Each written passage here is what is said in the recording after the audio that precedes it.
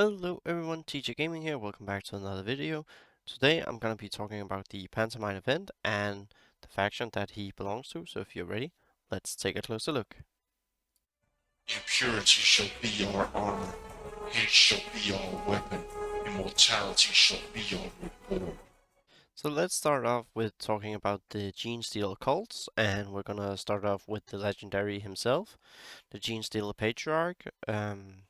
As you can see, I'm a little bit on the road to getting him. We're going to talk about the missions as well. But first off, let's talk about his active. Might from below is a melee attack, deal 5 hits, psychic damage. Pretty interesting. I like the PS ratio on that. Then summons Pure Strain Gene Steal on each adjacent decoy. Those are the ones that are being deployed, created by the other Gene Stealer cult members. So we are talking about some faction synergy here, I like that. Decoys will be destroyed if stepped on or if damaged, but cannot be target. Ambush unit can resurrect here. Yeah, once to say characters. And then we see stats just at the low level here. So then we have the passive. When the Patriarch defeats an enemy, it places a decoy on the hex of that enemy. Other enemies surrounding the defeated unit have a 40% chance to be suppressed for 1 round and have a 40% chance to trigger battle fatigue a second time if they have it.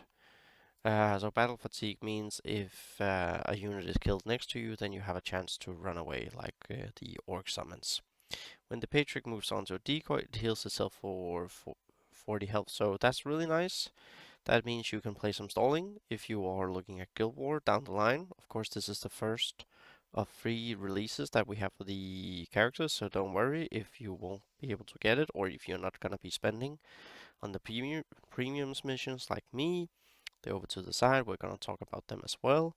Then, yeah, do not worry, you will get it a second time. So, Infiltrate doesn't trigger Overwatch, I really like that. And then we have the Synapse and friendly units, they ignore the instinctive behavior and battle fatigue themselves. That's really good. Then we have Terrifying. This is really important, I feel, as we are going into a melee range. And then we have Unstoppable, also really nice. I really like the fact that there's Unstoppable on him. So we have another character released from the faction, and that is Sabia. So just really quickly, as you can see here, the active taunt, and they take more damage, do less damage, and it's for 2 units by the adjacent unit with the highest current health. Really good. So yeah, like it's not too strong. I feel if it were just the one with the highest health pool, but you'd whittle it down a little bit, then you could target it here. So a little bit more RNG. I don't mind that in the defending player's advantage. And then the active after moving plays a decoy, the passive after moving plays a decoy on an empty adjacent hex. So there you have it. There's some synergy with the Patriarch, the Patermine, that you get decoys, you can heal through that, and yeah, she also do some summons. So it's a really interesting faction. Now let's go in and actually take a look. He is here. I really like the design. At first I thought it was alien actually, but yeah, it's the Gene Stealer cults. Also really like the portrait down here, it looks cool. So I'm a little bit into it. It's the second day. I'm not gonna be buying to get the bonus shipment. Wanna see if I can do it without.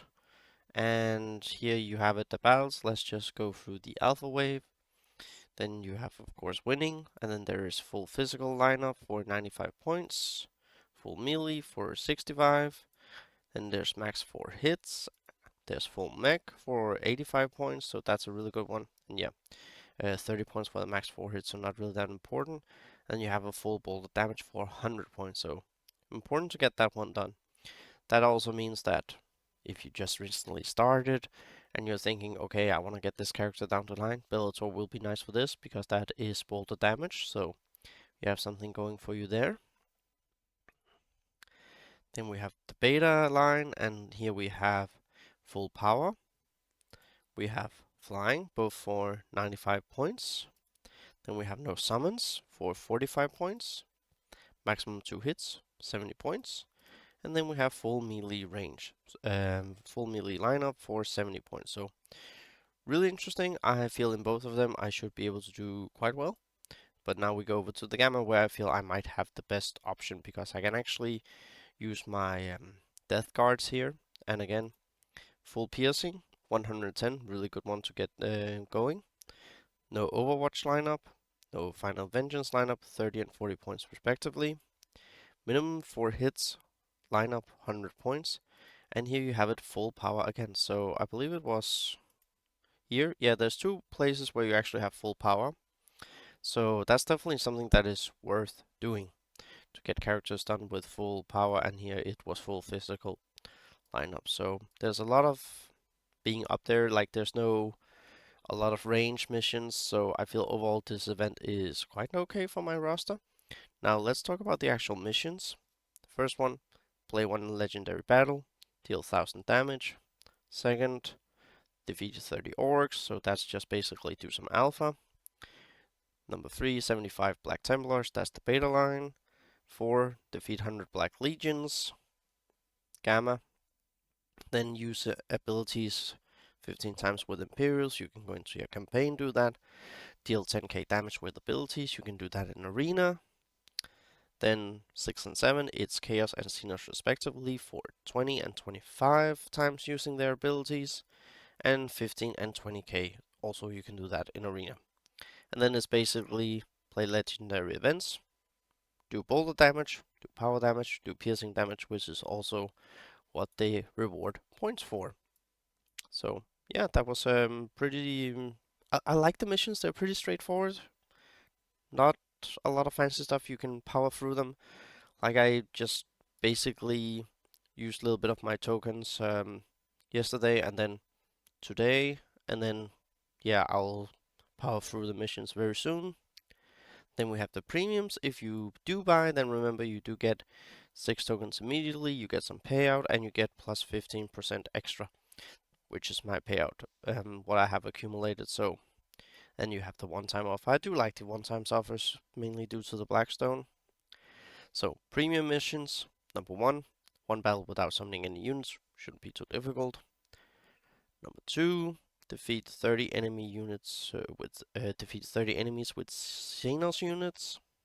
Then we have number 3, where you have to defeat 75 enemies with Imperials. Then it's 100 with Chaos, which again you can just go into your campaign, get it done there, should be fairly quickly. Otherwise, use the lines here respectively, get it done. And then win 5 battles without deploying any flying characters. Then 5 battles without any Psyker characters, without any Final Vengeance, the next one. And then again, just like the other one, if you do buy it, then try to see if you can line them up 8, 9, and 10 respectively, because you have to defeat enemies with boulder damage, so you actually get it done at the same time. Then it's 75 enemies with power damage, and then finally 75 enemies with piercing damage. So overall, I really like the synergy where the premium and the regular missions they fit, and I'm curious to see how far I can get. How far do you imagine you'll get in your run? Let me know in the comments down below, and I'll see you all next video, and good luck with the event.